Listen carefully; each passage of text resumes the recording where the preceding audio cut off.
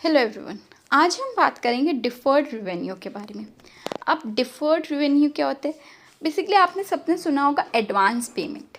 तो बस ये वही रेवेन्यू होता है कि अगर आपको कोई गुड्स कल को सेल करना है, ठीक है, आपने उसकी पेमेंट आज ले ली है, तो ये हो जाता है डिफ़र्ड रेवेन्यू। रेवेन्यू मीन्स जो हमारी इनकम होती है, ठीक है। डिफ़र्ड जो है कि अभी अर्न नहीं की गई है।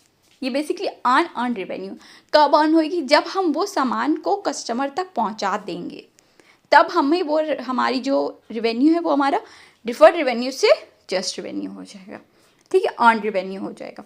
सो payment received by a business in advance of delivering goods and services, कि आपको गुड्स और सर्विसेज देनी है लेकिन अभी आपने दी नहीं है, ठीक है, इन फ्यूचर देंगे आप, लेकिन उसकी पेमेंट आपको पहले करी जा चुकी है, तो आप उस पेमेंट को डिफर्ड रेवेन्यू अकाउंट में डालेंगे। So a company receive 10,000 as an advance payment for a service to be provide over next 6 months, कि किसी कंपनी को 6 मंथ तक कोई सर्विस प्रोवाइड करनी है, ठीक। अब उसने 10,000 ले लिए, 10,000, तो वो 10,000 अभी रेवेन्यू नहीं है, अभी वो deferred revenue. After completing that 6 months वो 10,000 रेवेन्यू अकाउंट में चले जाएंगे। अब देखते हैं इसकी एंट्री कैसे हो जाती है कि जब आपने पेमेंट लिया, तो cash bank account 10,000, then credit deferred revenue account, वो जो पैसे हैं वो डिफर्ड रेवेन्यू अकाउंट में जाएंगे।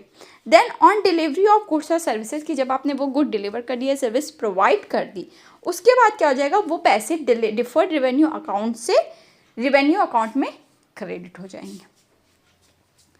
और बैलेंस शीट में जो डिफर्ड रेवेन्यू है ये करेंट लायबिलिटी में शो होता है। अब ये इंपॉर्टेंट क्यों है? एक तो रेवेन्यू जनरेशन एक्यूरेट होता है, रिकग्निशन। देन अब यहाँ पे क्या होता है, बिजनेसमैन को पता होता है कि क्या क्या उसकी ऑब्लिगेशन है, कि उसको देखेगा डिफर्ड रेवेन्यू मीन्स ये हमें एडवांस पेमेंट मिल चुकी है, हमें यहाँ हमें गुड्स या सर्विस प्रोवाइड करानी है एक तरीके से। Then affect financial statement and cash flow statement. So I hope the concept of deferred revenue is clear to you. Do like, share and subscribe.